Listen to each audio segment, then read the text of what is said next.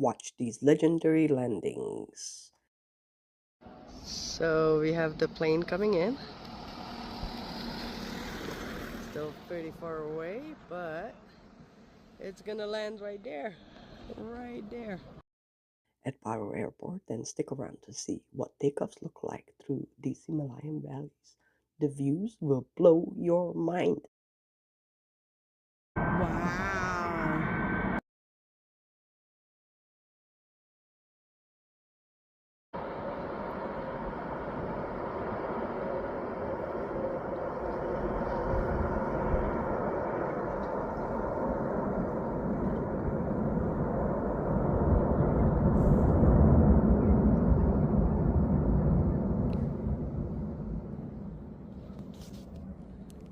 Is that not the coolest thing or what? What? Look at that. Look at that.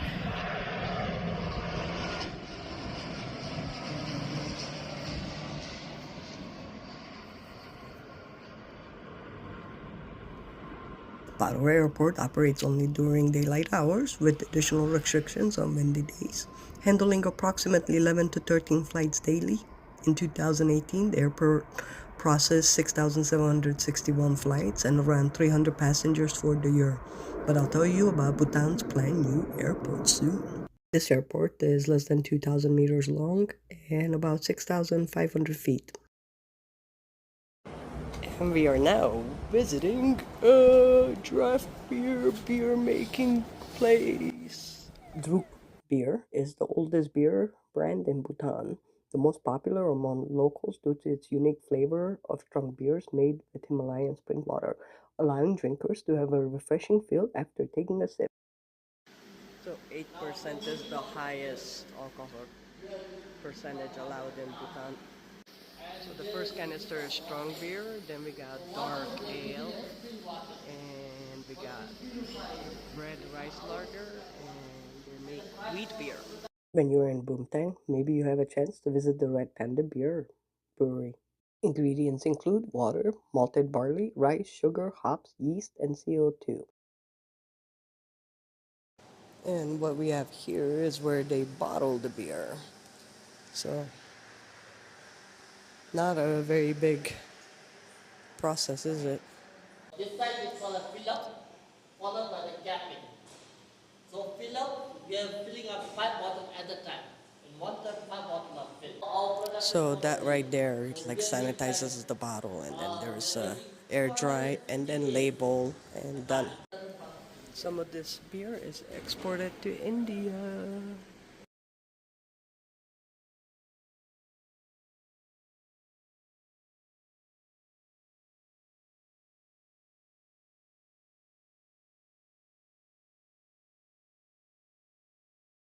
To try the red rice latte. Pretty good, but I'm going for seconds. Which one should I get? Wheat beer, pineapple goose, strong beer, pale ale, or dark ale?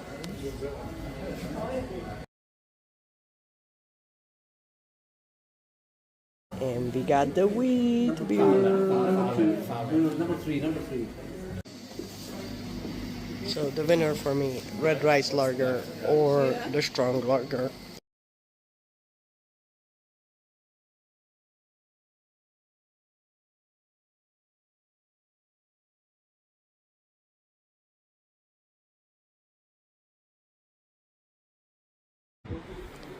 Cheers from Bhutan. Thank you for allowing me to visit your beautiful country. Remember the distance for traditional Bhutanese archery? About 145 meters or 475 feet, much longer than the Olympic archery standard. Archery is Bhutan's national and most popular sport. Competitions are held regularly in most villages, but it differs from the Olympic standards in technical details such as placements of targets and atmospheres. Two targets are placed over 100 meters apart, and teams shoot from one end of the field to the other.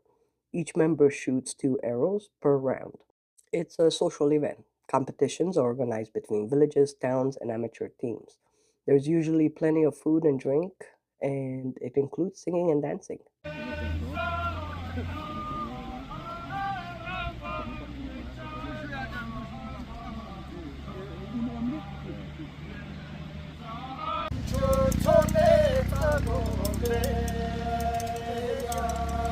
And here's the fun part. Attempts to distract an opponent include standing around the target and making fun of the shooter's ability, sort of like a psychological warfare distinguished as a sport. But who dares to stand there when an arrow's coming so fast? The bows have evolved. Traditionally, they were made of bamboo, but modern competitors now use compound bows. The spirit still stays the same. Watch the archer. Their focus is absolute. Their form honed for years of practice. And then when an arrow hits the target, the team erupts in celebration, performing traditional dances called the gosho. This competition isn't just about skill, it's about community, camaraderie, and keeping traditions alive. Few of us head out to a hot stone bath known as Dotsho in Bhutanese. It's an age-old tradition dating back to the 7th century, rooted in Bhutan's ancient medical system based on Ayurveda and Tibetan medicine. The original story is simple but powerful. River stones are selected carefully from riverbeds of Bhutan, not just any stone, they explode. These are chosen for their ability to retain heat and release minerals, then heated in an open fire until they glow red. Once hot, they're placed into a wooden tub filled with fresh water and local medicinal plants. As the stones settle, they release minerals into the water and the bath slowly warms up.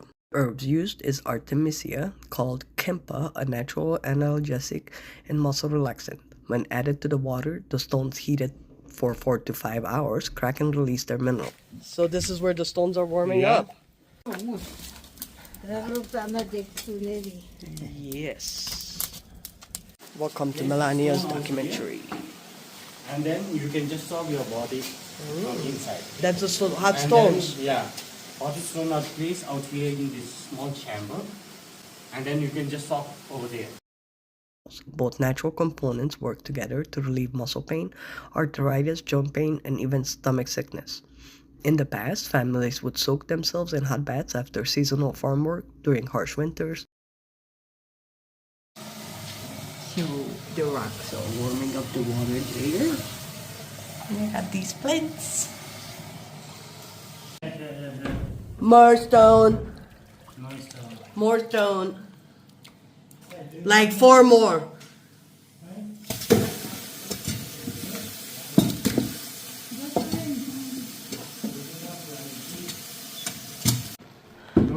One more.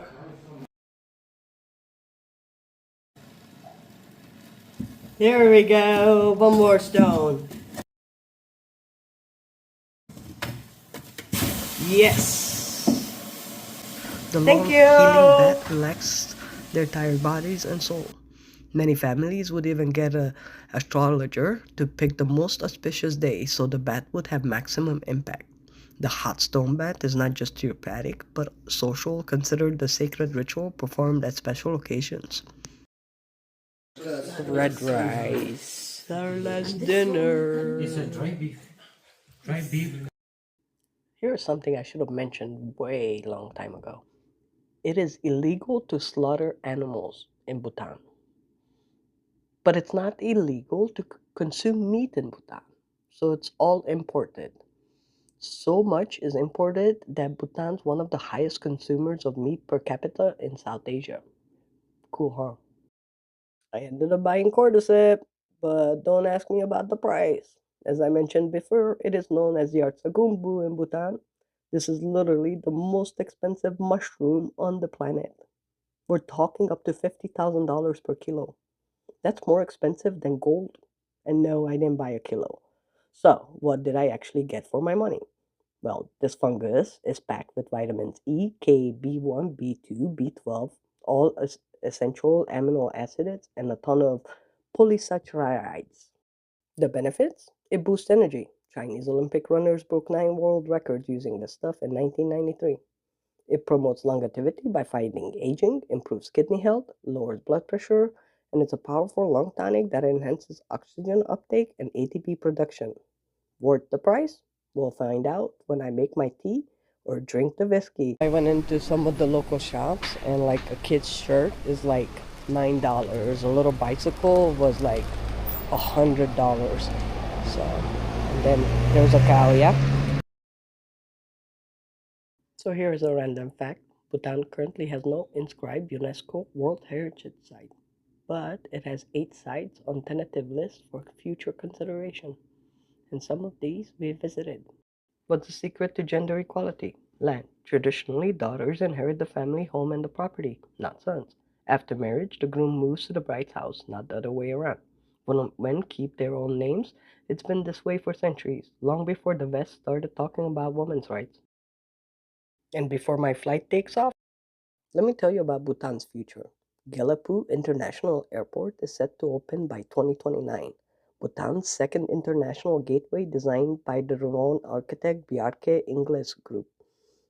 The King Bhutan has stated, our immediate priority over the next 5 years is the construction of the large international airport in Gelapuu, which will establish the GMC as a key aviation hub.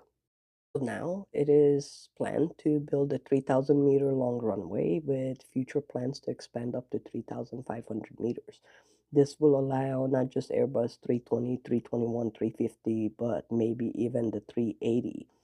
And the airport will have a capacity for 123 flights daily, project to welcome 1.3 million passengers annually by 2040, and increasing to 5.5 million passengers by 2065. So I think this country is going to be a next tourist destination. The airport's design is conceptually derived from the principles of gross national happiness, intending to create a sensory experience that introduces visitors to Bhutanese philosophy immediately upon arrival and departure. Travel tip. Pick your seat as early as possible when booking. They go fast. Within 30 minutes of my booking window opening, only one aisle seat remained on the right side of the plane, and I grabbed the last one available. If you're visiting Bhutan, remember that there is a Sustainable Development Fee, SDF, which is $100 per person per day, and it must be paid, which supports various projects aimed at improving facility services and infrastructure for both Bhutanese and tourists. So I ordered the vegetarian Hindu meal. Let's see what I have. Yeah, vegetable.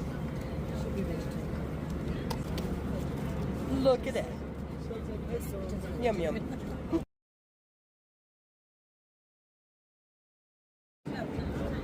So here is something cool. You can just put your thing there and iPad. See? Just the iPad holder, yeah.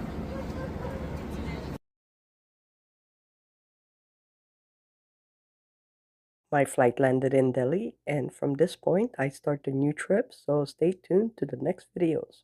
And remember to watch the episode on Tiger's Nest.